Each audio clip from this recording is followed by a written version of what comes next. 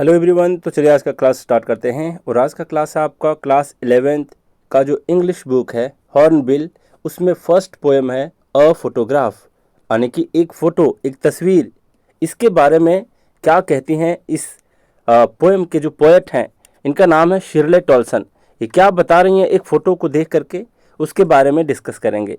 लेकिन मेरा पढ़ाने का तरीका थोड़ा सा डिफरेंट होगा। आप ध्यान से समझना कि एक टीचर किस तरीके से पोएम के हर एक लाइन को खुद समझता है, तब जा करके अपने बच्चों को समझाता है। आपको मतलब आप अगर मेरे पर ट्रस्ट करते हो तो मैं आपको कुछ ऐसा सिखाने वाला हूँ पूरे चैप्टर में, जिससे हो सकता है कि अगर आप फ्यूचर में इंग्लिश के टीचर भी बन जाओ, क्लास 11th को इंग्लिश पढ़ाना स्टार्ट कर दो, तब आपको पता चल जाएगा कि आखिर एक टीचर सोचता किस तरीके से किसी सेंटेंस के बारे में, कैसे एक्सप्लेन करता है। ठीक है, तो अच्छे तरीके से आपको लाइन वाइज लाइन स्लोली जा करके पढ़ना है। ठीक है, अब बात करते हैं, जरा देखो।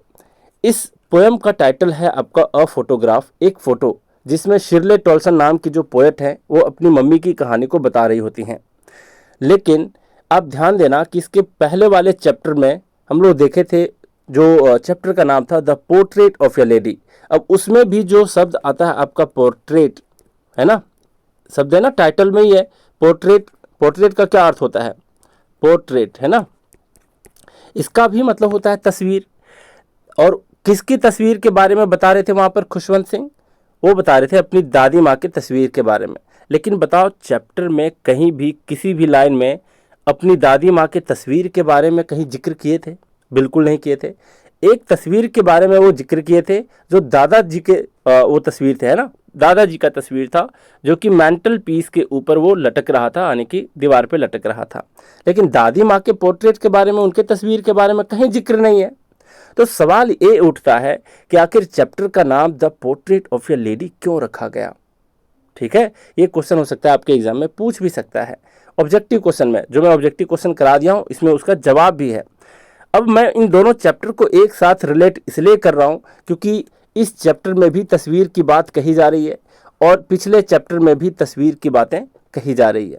ध्यान रखना, जो मैं बताने जा रहा हूँ कि फर्स्ट चैप्टर में पोर्ट्रेट इसलिए नाम रखा गया, तस्वीर इसलिए रखा गया, क्योंकि लेखक का ऐसा मानना है कि मैं वर्ड बाय वर्ड पढ़ा रहा हूँ तुम्हें, मतलब बता रहा हूँ सारी स्टोरी को, अपने पास्ट की स्टोरी को बता रहा हूँ, अपने जीवन की स्टोरी को बता रहा हूँ, तो तुम्हारे दिमाग में मेरी दादी माँ का तस्वीर उभर जाना चाहिए।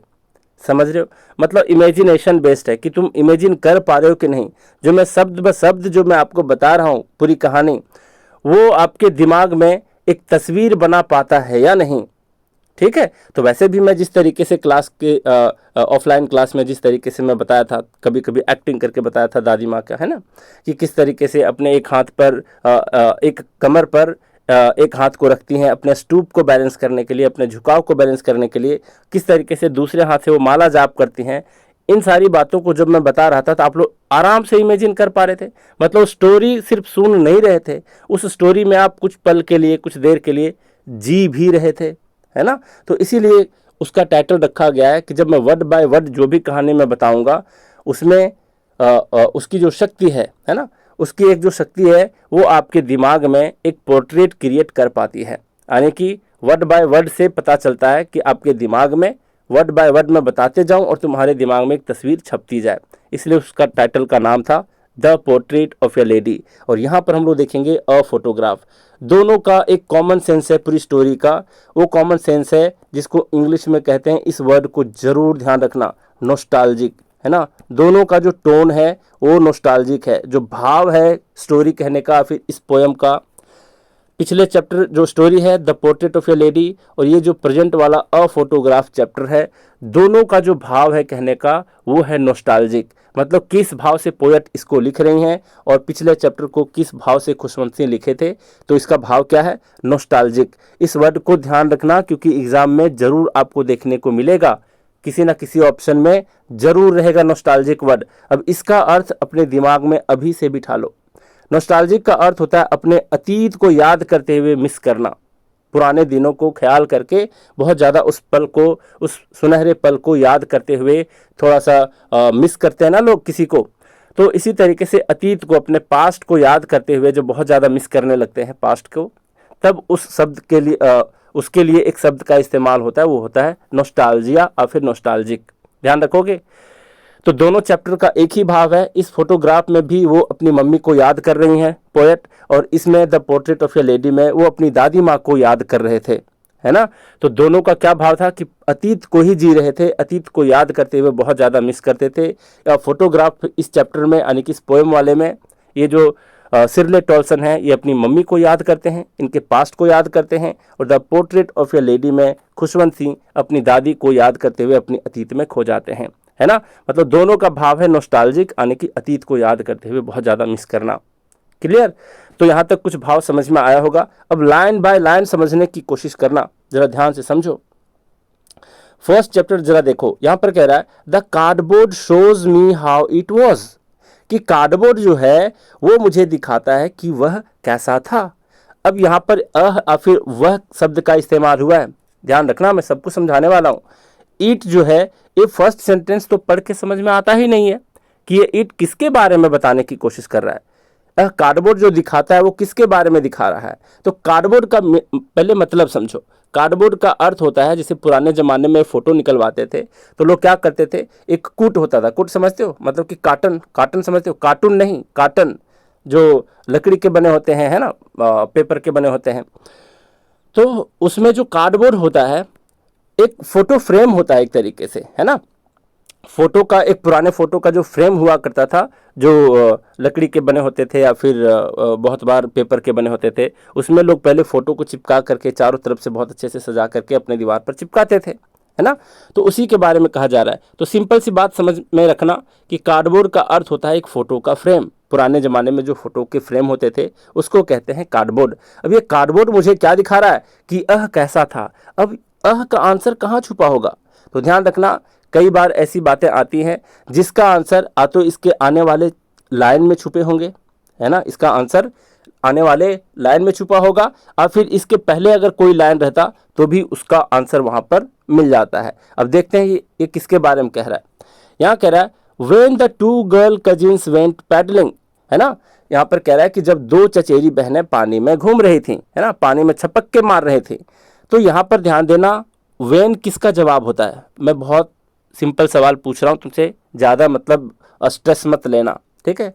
जैसे मैं बोलूँ कि तुम कब जाओगे, तुम तब गए थे, तुम जब भी गए थे, तो ये जब, कब, तब, ये सब का आंसर क्या होता है, ये सब का आंसर टाइम होता है। तो ध्यान रखना, वेन का जो रिप्लाई होता है वो टाइम होता है। जैसे कि मैं पूछूं कि तुम कहाँ गए थे, वेयर, तो वेयर का जवाब क्या होता है, कोई प्लेस का नाम होता है।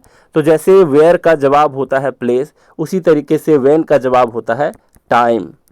तो यहाँ पर टाइम के बारे में बताया जा रहा है। तो ये जो देख रहे हो ईट, ये ईट का आंसर यही वाला चीज़ दे रहा है, यानी कि ये समय के बारे में बता रहा है।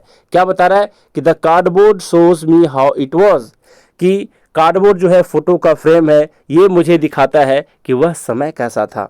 अब ये समय, ईट का आंसर समय क्यों है, इससे पता चला अगले लाइन से। तो पोएम को इस तरीके से समझना चाहिए कि जो अनक्लियर हो, बिल्कुल क्लियर नहीं होता है। इंग्लिश में अनक्लियर के लिए एक शब्द आता है ऑब्सक्योर, है ना, लिख देता हूँ वहाँ पर, ध्यान रखना। जो तेज बच्चे होंगे वो सारे कुछ सीखने की कोशिश करेंगे, है ना, जिसका वर्ड पावर बहुत अच्छा होगा। तो मैं बीच बीच में जो भी वर्ड बताते चलूँ उसको भी नोट कर लेना और बढ़िया सा याद करने की कोशिश करना, जैसे टॉपर बच्चे ऐसे ही होते हैं। तो अनक्लियर का मतलब होता है ऑब्सक्योर। तो सेंटेंस में किसी शब्द का मीनिंग ऑब्सक्योर है, अनक्लियर है, बिल्कुल स्पष्ट नहीं है, तो क्या करोगे, तब आप अगला सेंटेंस पढ़ोगे, हो सकता है उसका जवाब आगे वाले सेंटेंस में मिले। तो इट जो है इसका जवाब आपको वेन में मिल रहा है, और वेन किसका, वेन का जवाब क्या होता है, एक समय होता है। तो ये समय के बारे में बता रहा है। तो ये तो पर्सपेक्टिव है कि एक टीचर कैसे देखता है किसी वर्ड को, किसी सेंटेंस को किस तरीके से समझता है। लेकिन अभी आप स्टूडेंट बन के पढ़ोगे तो लाइन बाय लाइन में मीनिंग समझाने की कोशिश करता हूँ, ध्यान रखना। यहाँ पर क्या कह रहा है, फिर से समझो। The cardboard shows me how it was, कह रहा है कि कार्डबोर्ड मुझे दिखाता है, यानी वह फोटो का फ्रेम मुझे दिखाता है कि वह समय कैसा था, है ना। और कार्डबोर्ड का मतलब क्या हुआ यहाँ पर, पुराने फोटो के जो फ्रेम हुआ करते थे उसको कहते हैं। मतलब कि फोटो जो है वो कवि को बीते हुए समय की एक झलक देती है। समझ गए बात को। When the two girl cousins went paddling, जब दो चचेरी बहनें पानी में घूम रही थी। पैडलिंग शब्द का मतलब होता है जैसे पानी में छपक्के मारते हैं ना बच्चे बरसात के मौसम में, बहुत मस्ती करते हैं पानी में, उसी तरीके से समंदर किनारे तीनों बहनें जाती हैं और वहाँ पर पानी में छपक्के लगा रही होती हैं। जैसे इस वीडियो का जब टाइटल तुम देख रहे होगे तो बहुत एकदम प्रॉपर वे में मैं तीन बहनों का फोटो वहाँ पर लगा के दिया हूँ, जिसमें तीनों बहनें बीच के किनारे खड़ी हैं, है ना। तो यहाँ पर समझो कि पैडलिंग का मतलब होता है पानी में खेलना, छपक्की मारना, है ना, जैसे समंदर के किनारे बच्चे मस्ती करते हैं, उसके बारे में ये कह रहा है। और ये दोनों लड़कियां हैं कौन?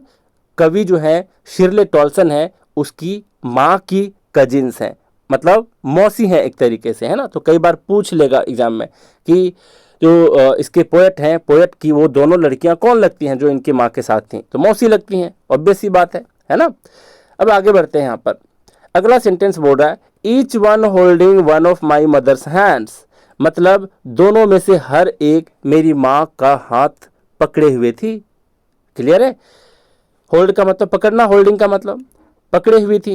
And she the big girl some 12 years और सो, इसका मतलब क्या हुआ कि और वह बड़ी लड़की थी, कोई 12 साल की रही होगी, यही तो बताना चाह रहा है। वह बड़ी लड़की थी। अब वह बड़ी लड़की कौन है? उसकी माँ। तीनों बच्चियों में से जो बड़ी दिखती हैं फोटो में वह है शिर्ले टॉल्सन की माँ। बार बार मैं शिर्ले टॉल्सन इसलिए बोल रहा हूँ ताकि आपको पोएट का नाम ध्यान में आ जाए, है ना। यहाँ पर मैं लिख भी देता हूँ कि किस तरीके से ध्यान रखोगे। यहाँ पर शिर्ले, देख रहे हो, शिर्ले ऐसे पढ़ोगे और टॉल्सन ऐसे पढ़ोगे, क्योंकि हिंदी बेल्ट से आते हैं बहुत सारे स्टूडेंट जिसको अच्छे से प्रोनाउंस करना नहीं आता, लेकिन मैं बेसिक से लेकर के एडवांस लेवल का बनाना चाहता हूँ सारे स्टूडेंट को। तो शिर्ले टॉल्सन को इस तरीके से पढ़ोगे, ठीक है। तो यहाँ पर कह रहा है कि जो बड़ी लड़की थी and she the big girl, और वह बड़ी लड़की थी सम 12 years और सो, कोई 12 साल की रही होगी, है ना। यहाँ तक क्लियर हो गया। फिर अगला सेंटेंस कह रहा है all three stood still to smile through their hair. अब देखो जाके थंबनेल, इसी तरीके से तीनों बहनें स्माइल कर रही हैं। कैसे? मतलब जैसे कोई पर्दे के पीछे से स्माइल करता है, उसी तरीके से यहाँ हेयर के पीछे से वो लोग स्माइल कर रही है। इससे आपके दिमाग में कौन सा इमेज बन रहा है कि तीनों बहनें गई होंगी, बीच पर हवा चल रही होगी, तीनों के बाल उड़ रहे होंगे, चेहरे पर आ रहे होंगे, और फोटो खिंचवाने के लिए तीनों बहनें क्या कर रही हैं? मतलब उस बाल के पीछे से मुस्कुराते हुए तीनों शांत खड़ी हैं। क्यों खड़ी हैं? अगला सेंटेंस आपको बताने की कोशिश करेगा। एट द अंकल, मतलब उस अंकल के समक्ष खड़ी हैं। विथ द कैमरा, जो अंकल कैमरा लिए खड़े हैं। अ स्वीट फेस, कितना प्यारा चेहरा, है ना। मतलब तीनों चुपचाप खड़ी थीं, बालों के पीछे से मुस्कुरा रही थीं, हवा चल रही थी, बाल चेहरे पर आ रहे थे, फिर भी वो मुस्कुरा रही थीं। ये इस चीज को बताने की कोशिश कर रहा है। मतलब देखना, एकदम शांत खड़ी थी तीनों, जैसे मानो कि वक्त रुक सा गया हो, है ना। और बहुत ही प्यारा और बहुत ही मासूम पल का यहाँ पर जिक्र करती हैं कौन? पोएट। यहाँ पर बोल रहा है my mother's that was before I was born, है ना। क्या कह रहा है यहाँ पर कि वह मेरी माँ का चेहरा था जब मैं पैदा भी नहीं हुई थी। ऑब्वियस सी बात है, उनकी माँ 12 साल की रही थी जब उनका फोटो लिया गया था, तब वो पैदा कैसे ली होंगी, है ना। एक स्पष्ट सी बात है। मतलब यह अपनी पुरानी याद में माँ के उस जिंदगी से है, कवि के, जो कवि के जन्म से पहले की है। ऑब्वियस सी बात है। आगे बोल रहा है and the sea which appears to have changed less, और समुद्र जो लगता है कि अब तक वैसा ही है। चेंज्ड लेस का मतलब बिल्कुल ही नहीं बदला है या बहुत ही कम बदला है ना। समय तो बदल गया, लोग भी बदल गए, लेकिन समुद्र अब भी वैसा ही है, ये बताने की कोशिश कर रहे हैं। वॉश्ड दियर टेरिबली ट्रांजिएंट फीट, अब यहां पर कह रहा है कि उसने उनके अस्थाई पैरों को धो डाला। अस्थाई पैरों कहने का क्या अर्थ है? तो ध्यान रखना, इन दोनों सेंटेंस में बहुत ही गहरा अर्थ है। गहरा अर्थ ये है कि समंदर जो है वो परमानेंट है, प्रकृति के दिए हुए चीज जो हैं वो परमानेंट होते हैं, लेकिन मानव जाति जो है वो क्या है? बिल्कुल ही परमानेंट नहीं है, ट्रांजिएंट है। ट्रांजिएंट, फीट कहने का मतलब सिर्फ पैर से नहीं है, यहाँ सीधा सीधा ह्यूमन बीइंग से कंपेयर कर रहा है समंदर को, कि सी जो है, समुद्र जो है, ये आपका ऐसा अपीयर होता है, ऐसा प्रतीत होता है कि बहुत ही कम ही चेंज हुआ है, लेकिन वो जो समुद्र के पानी है वो वॉश कर दिए किसके पैर को? टेरिबली ट्रांजिएंट फीट, मतलब बहुत ज़्यादा जो अस्थाई फीट हैं उसके पैरों को धो रहे थे, यानी कि मेरी माँ और उनके दोनों कजिन्स के पैर धो रहे थे। टेरिबली का मतलब होता है बहुत अधिक, भयानक रूप से, ऐसा इसका दूसरा मीनिंग होता है, लेकिन यहाँ पर ज़्यादा उपयुक्त शब्द है बहुत ही ज़्यादा। ट्रांजिएंट का मतलब होता है अस्थाई, है ना। अस्थाई कहने का मतलब बिल्कुल ही क्षणिक, टेम्पररी। फीट, ऑब्वियस सी बात है, उनके फीट तो वहां पर टेम्पररी ही गए थे, है ना। तो यहाँ पर दो चीज़ों को कंपेयर कर रहा है कि मानव बदल गए, है ना, उनके पैर बदल गए, मतलब पैर तो बदलेंगे ही क्योंकि समुद्र तो वहीं का वहीं है, लेकिन उस समुद्र में जो क्षणिक चीज़ है, मानव के जो पैर हैं वो कुछ ही देर के लिए गए थे। तो इस तरीके से समझना कि समुद्र उन क्षणिक पैरों को धोता रहा, है ना। यह एक गहरा प्रतीक है कि जीवन बदलता है लेकिन प्रकृति अस्थाई है। इस चीज को ये दोनों सेंटेंस बताने की कोशिश कर रहा है। अब आगे बढ़ते हैं। यहाँ पर बोल रहा है सम 20-30 ईयर्स लेटर, कुछ 20-30 साल बाद, है ना। सम 20-30 ईयर्स लेटर, यानी कि कुछ 20-30 साल जब बीत गए, है ना। अब कवि क्या कहती हैं कि कवि माँ के जीवन के उस दौर की बात कर रही हैं जब वह बड़ी हो चुकी हैं, है ना। मतलब कौन बड़ी हो चुकी हैं? कवि भी बड़ी हो चुकी हैं, क्योंकि फोटोग्राफ लेने के 20-30 साल के बाद की कहानी है, तब तो कवि पैदा ले ली होंगी, है ना। She would laugh at the snapshot, see Betty and Dolly, she would say, and look how they dressed us for the beach. अब यहां तक मीनिंग समझो क्या कह रहा है। यहां पर कह रहा है कि वह उस फोटो को देखकर हंसा करती थी और कहा करती थी, सी बेटी एंड डॉली। बेटी और डॉली यहां पर है, दो उनकी जो बहनें जाती हैं बीच पर, उनकी माँ की बहन है, उसके बारे में कि एक का नाम है बेटी और दूसरे का नाम है डॉली, और वह ऐसा कहती थी, है ना। शी वुड से, यहाँ पर ध्यान देना, शी के बाद यहाँ पर एक, यहाँ पर क्या है, एपोस्ट्रोफी है और डी है। इसका मतलब शी हैड भी होता है, शी हैड भी होता है, और इसका मतलब शी वुड भी होता है। यहाँ पर प्रॉपर है आपका वुड, है ना। ऐसा कहा करती थी, शी वुड से, है ना। जैसे मैं बोलूँ कि वह यहाँ आया करती थी, शी वुड कम हियर, मतलब वो यहाँ आया करती थी। वह खाना खाया करती थी, शी वुड ईट, है ना। She would eat her food, ऐसे करके वुड का प्रयोग होता है, तो शी वुड का प्रयोग है कि वह ऐसा कहा करती थी, अपने स्नैपशॉट को देख करके हंसा करती थी। स्नैपशॉट कहने का मतलब अपने फोटो को देख करके हंसा करती थी और कहा करती थी कि देखो देखो ये बेटी है और ये डॉली है, मतलब वो अपने दोनों कजिन के बारे में इंट्रोडक्शन देती हैं। And look how they dressed us for the बीच, और देखो, क्या देखो, कि उन्होंने हमें बीच पर जाने के लिए कैसे कपड़े पहनाए थे। ठीक है जी, आगे देखते हैं। यहाँ पर बोल रहा है द सी हॉलीडे, मतलब जो हॉलीडे थे, जो वैकेशन था, यानी कि आपके छुट्टी को जो दिन थे, जो सी पर जाते थे लोग, है ना, छुट्टियां बिताने के लिए, उसके बारे में कह रहा है। Was her past, mine is her laughter, मतलब जो छुट्टी के दिन थे, समुद्र के किनारे बिताए हुए छुट्टी के दिन थे, वो मेरी माँ के पास्ट था, है ना। माँ के लिए वह फोटो वाला समय उसका अतीत था, बीते हुए कल थे, लेकिन मेरा क्या है, माइन इज हर लाफ्टर, और अब क्या है कि उसकी हंसी मेरा अतीत है। समझ गए बात को? छुट्टी के दिन जो बीते थे वो मेरी माँ के लिए पास्ट था, अतीत था, और मेरे लिए मेरी माँ की हंसी अतीत है। मतलब अब वो क्या कर रही है, माँ की यादों की हंसी, मतलब माँ की जो हंसी है उसको याद करती हैं और मिस करती हैं। और उनकी माँ किस चीज़ को मिस किया करती थी? जब फोटो के बारे में बताया करती थी कि देखो देखो मेरा बचपन कैसा था। मतलब एक तरफ माँ अपने बचपन को मिस कर रही है और दूसरी तरफ कवि जो है वो किसको मिस कर रही है? वो मिस कर रही है अपनी माँ के उस हंसी को, है ना। फिर अगला सेंटेंस देखो, बहुत गहरा शब्द है। Both wry with the laboured ease of loss, यहाँ पर कहने की कोशिश कर रही है कि दोनों दुख से भरे हुए थे। राय कहने का मतलब होता है हंसकी जो हल्की फुल्की मुस्कान होते हैं ना किसी के चेहरे पर, और उसमें जो छुपा हुआ दर्द होता है उसको कहते हैं राय, है ना। तो हल्की सी मुस्कान में छुपे हुए दुख को अंग्रेजी में कहते हैं राय। ध्यान रखोगे। इसके बाद वाले वीडियो में हर एक वर्ड का मीनिंग मैं बता दिया हूँ पूरे अच्छे तरीके से। फिर उसके अगले वीडियो में 25 MCQ के क्वेश्चन करा दिया हूँ और उससे बाहर कभी आपके एग्जाम में पूछ ही नहीं सकता, ये मेरी गारंटी है। देख लेना आप प्रैक्टिस करके, ठीक है। यहाँ पर बोल रहा है बोथ राय, मतलब दोनों दुख से भरे थे। With the laboured ease of loss, उस नुकसान की सहज पीड़ा के साथ दोनों दुख से भरे हुए थे। अब इस सेंटेंस को जरा समझो। लेबर्ड, लेबर कहने का मतलब मेहनत करना। ईज ऑफ लॉस, ईज मतलब थोड़ा सा कंफर्ट होने की कोशिश करना। कहाँ पर? जब भी आपको लॉस हो, मतलब लॉस की स्थिति में आप उसको कंफर्टेबल बनाने की कोशिश कर रहे हो, ईज बनाने की कोशिश कर रहे हो मेहनत करने के साथ। तो ये एक फ्रेज है, the labour is of loss, जिसका मतलब होता है किसी नुकसान के सहज किसी नुकसान को सहज पीड़ा के साथ झेल लेना। समझ में आई बात? तो माँ की हंसी और कवि की आद दोनों में एक तरीके का गम छुपा हुआ है, लेकिन वे उसे सहज रूप में स्वीकार कर चुके हैं। लेबर इज ऑफ लॉस, उस लॉस को स्वीकार कर चुके हैं दोनों लोग के लिए क्या लॉस था? एक का बचपन लॉस हो चुका था, खो चुका था। दूसरे के लिए क्या लॉस था? कि अब उनको उनकी माँ की हंसी दिखाई नहीं देती है। समझ गए बात को? तो दोनों तो एक तरीके से लॉस में है, दोनों ही नुकसान में है, और उसको बहुत सहज तरीके से दोनों झेल लेती हैं। अब यहाँ पर बात करते हैं क्या, यहाँ पर है now she has been dead. अब यहाँ पर कह रहा है कि अब उसे मरे हुए है ना, now she had been dead nearly as many as years as that girl lived, मतलब अब उसे मरे हुए उतने ही साल हो गए जितने उम्र की वह लड़की थी। अब किस लड़की के बारे में बोल रही है? पोएट बोल रही है अपनी माँ के बारे में जो फोटो में थी।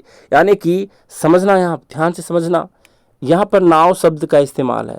तो नाव कहने का मतलब है, वो नाव का मतलब होता है ना अब तो कब की बात कह रही है वो? जब वह पोएट जो है शिरले टॉल्सन है, वह जब पोयम को लिख रही होती हैं तब की बात कह रही हैं। तो लिखने के टाइम में शी हैज बीन डेड, वह मर चुकी थी। कितने साल पहले? Nearly as many years as that girl lived, जितने साल वो लड़की फोटो में थी। कहने का क्या सेंस है यहाँ पर समझो, जितने साल वह लड़की जी चुकी थी, मतलब उनकी माँ जी चुकी थी, उतने साल हो गए, है ना। अब यहाँ पर क्या है जितनी उम्र की वह लड़की थी, मतलब माँ की मृत्यु को अब भी करीब 12 साल हो गए। समझो जरा, कहने का यहाँ पर जितनी साल वो लड़की जी थी, इसका मतलब फोटो के बारे में कह रही है। फोटो में वो लड़की कितने साल की जी थी? ऑब्वियस सी बात है, पहले बता चुकी है पोएट कि फोटो में मेरी माँ 12 साल की थी तब फोटो खिंचवाई थी, और अभी नाव मरे हुए उनके उतने ही साल हो गए जितने साल में वो फोटो में दिखा करती थी। फोटो में दिखा करती थी कितने साल की? 12 साल की। तो जब वह लिख रही होती है पोयम को, तब उनकी माँ को मरे हुए कितने दिन हुए होंगे? ऑब्वियस सी बात है 12 साल, है ना। मतलब उनके मरने के 12 साल बाद वह इस पोयम को लिख रही होती हैं। यहाँ पर बोल रहा है एंड ऑफ दिस सर्कमस्टेंस, यहाँ पर बोल रहा है क्या?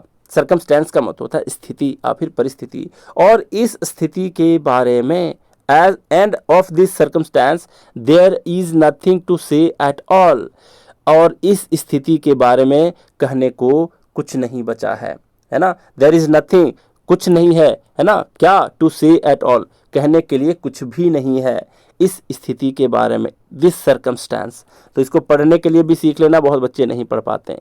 ये वर्ड है सर्कमस्टेंस। क्या है? सर्कमस्टेंस। फिर से पढ़ो, बार बार पढ़ो, सर्कमस्टेंस। सर्कमस्टेंस का मतलब होता है परिस्थिति। इस परिस्थिति के बारे में अब कहने के लिए मेरे पास कुछ नहीं है। क्यों रहेगा भला कुछ? क्योंकि माँ के बारे में और क्या ही बोल सकती है। माँ की डेथ तो हो गई है उनकी 12 साल पहले ही, है ना। फिर बोल रहा है इट्स साइलेंस साइलेंसेस। यहाँ पर क्या कह रहा है? यहाँ पर कह रहा है उसकी खामोशी मुझे भी खामोश कर देती है। कौन सी खामोशी? इट्स साइलेंस कहने का मतलब क्या है कि माँ की जो मौत हो गई उसके वजह से एक खामोशी है, साइलेंस है, और यही जो साइलेंस है वह कवि को भीतर से चुप कर देती है ना। साइलेंसेस, यहाँ पर समझना, ये साइलेंस जो है ये आपका नाउन है और ये साइलेंस आपका वर्ब है। कैसे पहचाने? एक तो यहाँ पर पॉजेसिव केस वाला आपका प्रोनाउन है इट्स के बाद एक तो नाउन आना ही चाहिए। तो यहाँ पर क्या है? साइलेंस, तो ये नाउन होगा। और जब भी थर्ड पर्सन सिंगुलर नंबर होता है तब उसके साथ एस और ईएस लगता है ना, तो साइलेंस के साथ भी एस के ईएस यहाँ पर लगा है, इसका मतलब थर्ड पर्सन सिंगुलर नंबर के साथ सिंगुलर वर्ब लगा है। इससे पता चल रहा है कि ये वाला साइलेंस आपका वर्ब है, ये वाला साइलेंस आपका नाउन है। क्या पता चला इससे पता चला कि उसकी खामोशी मुझे भी खामोश कर देती है, इसका ये अर्थ हुआ। दूसरी बात यह है कि यहाँ पर कई बार पूछ लेगा कि कौन सा इसमें फिगर ऑफ स्पीच है। ये सेंटेंस दे देगा और पूछेगा फिगर ऑफ स्पीच। जो बच्चे नहीं जानते मैं बता देता हूँ, फिगर ऑफ स्पीच का जिक्र मैं पिछले जो चैप्टर है उसके MCQ वाले जो जितने क्वेश्चन कराए हूँ उसमें समझा दिया हूँ। फिगर ऑफ स्पीच का मतलब होता है जो 10th क्लास में आप हिंदी में पढ़ते थे, क्या हिंदी में जो पढ़ते थे, अलंकार, जिसको लिटरेरी डिवाइस के नाम से भी जाना जाता है, फिगर ऑफ स्पीच भी कहा जाता है। तो कौन सा अलंकार इसमें छुपा है? तो देखो, दो अलग अलग वर्ड हैं, दोनों का ऑलमोस्ट सेम मीनिंग निकल रहा है। अलग मीनिंग निकलता तो श्लेष अलंकार बोलते। क्या बोलते? श्लेष अलंकार, जो इंग्लिश में होता है पन, उसको बोलते हैं पन फिगर ऑफ स्पीच, है ना, श्लेष अलंकार। लेकिन यहाँ पर मीनिंग अलग नहीं निकल रहे, ऑलमोस्ट सेम निकल रहा है, बस ये नाउन है, ये वर्ब है। यहाँ पर रिपीटेशन हुआ है तो शायद हिंदी में अनुप्रास अलंकार बोलते हैं, लेकिन अंग्रेजी में इसको रिपीटेशन बोलते हैं, रिपीट हुआ है। तो ऑप्शन में अगर रिपीटेशन दे दिया तो वहाँ पर टिक लगा दोगे। It's silence silences. देखते हैं कितने लोग हमारे बच्चे अलंकार चैप्टर को हिंदी ग्रामर में पढ़े होंगे, तो बहुत मज़ा आ रहा होगा जिस बात को मैं बताने की कोशिश कर रहा हूँ। क्लियर है? MCQ में भर भर के मैं देता हूँ अलंकार, आपके चैप्टर से ही निकाल करके। क्यों? क्योंकि आपके एग्ज़ाम में पूछेगा। अगर आप CBSE के बच्चे हो तो देखना आपके एग्ज़ाम में इन्हीं, मतलब जो मैं क्वेश्चन सेट करता हूँ उन्हीं क्वेश्चन में से आपके एग्ज़ाम में पूछ देगा, है ना। इजी से इजी क्वेश्चन और टफ से टफ क्वेश्चन सबको मैं इंक्लूड किया हुआ हूँ MCQ वाले वीडियो में। देख लेना अच्छे से, अपने नोट मेंटेन कर लेना, क्लास में मैं पूछूंगा, ठीक है, सबसे पूछूंगा। जैसे मैं क्लास में पढ़ाया हूँ वैसे मैं यहाँ भी पढ़ा रहा हूँ, कुछ भी डिफरेंस नहीं है। क्लियर? ग्रामर की अगर और बात करें तो यहाँ पर अपने कजिन के बारे में ये कह रहे हैं, है ना। कजिन के बारे में कैसे पता चला? कजिन का मतलब आ तो भाई होता है, आ तो बहन होता है ना। तो ये बहन ही है, कैसे पता चला? क्योंकि इसके पहले शब्द गर्ल का इस्तेमाल किया गया है। लेकिन ग्रामर का एक पार्ट है जिसमें ये कहता है कि कजिन के बाद ना ही हम ब्रदर लिख सकते हैं, ना ही हम सिस्टर लिख सकते हैं। अगर कजिन शब्द के बाद ब्रदर और सिस्टर कुछ भी लिखा गया है तो उसको ग्रामेटिकली इनकरेक्ट माना जाता है, गलत माना जाता है। तो ध्यान रखोगे, कजिन शब्द के बाद ब्रदर नहीं माना जाता, सिस्टर नहीं माना जाता। मतलब समझते हो ना? फॉरेन में क्या होता है, अंग्रेजों के लिए क्या होता है, मामा, फूफा, चाचा, मौसा सब एक ही होते हैं, सबके लिए अंकल अंकल अंकल। लेकिन हम हिंदी वाले देखो सबको अलग अलग तरीके से डिफ्रेंशिएट करते हैं, है ना। इसी तरीके से कजिन का मतलब होता है चचेरी, ममेरी, फुफेरी, मौसेरी, बहन और भाई, है ना। पता ही नहीं चलेगा कि कौन सा है, मतलब भाई है कि बहन है, क्या है। लेकिन अगर उसको पहचानने के लिए उसके बाद ब्रदर शब्द का इस्तेमाल कर देंगे तो वो गलत हो जाएगा। कजिन के बाद सिस्टर शब्द का इस्तेमाल कर देंगे तो भी गलत हो जाएगा। उसको पहचानने का तरीका यही है कि या तो उसके पहले कोई वर्ड आया होगा जिससे यहाँ पर गर्ल आया है, इससे पहचान लिए कि कजिन है। दूसरी बात ये है कि हो सकता है इसके बारे में अगले दो तीन सेंटेंस में कहीं पर दिया हुआ होता, है ना, जिससे आप पकड़ पाते कि उसकी बहनें ही थी। ठीक है, तो ये हुए ग्रामर के पार्ट। तो मुझे उम्मीद है कि आप बहुत अच्छे तरीके से सीख रहे हो, सारे चैप्टर को आसानी से सीख रहे हो। मुझे लगता है कि बहुत सारे लोग आजकल क्या करते हैं ना, कोचिंग खोल के बैठे होते हैं, खुद ही नॉलेज नहीं रहता। तो मैं ऐसा सोच रहा हूँ, मेरा ऐसा सोच है कि 2-4 टीचर तो 1-2 साल में निकाल ही दूंगा अपने कोचिंग से। ठीक है, कम से कम हमारे बच्चे 10-20 बच्चों को भी पढ़ा करके शहर में UPSC की तैयारी करने जाते हैं तो इंग्लिश सब्जेक्ट को पढ़ा पाए, है ना, और अपने खर्चे निकाल सके, UPSC की तैयारी आराम से कर सकें। ऐसा मेरा मानना है और इसी सोच के साथ मैं सारे वीडियो को लाइन बाय लाइन मतलब एक्सप्लेन करने की कोशिश कर रहा हूं ताकि आपको किसी तरीके से दिक्कत पढ़ाने के टाइम में ना आए। तो चलिए, आज भी मैं बहुत कुछ सिखा पाया, तो आज का क्लास यहीं रैप अप करते हैं। Thank you very much.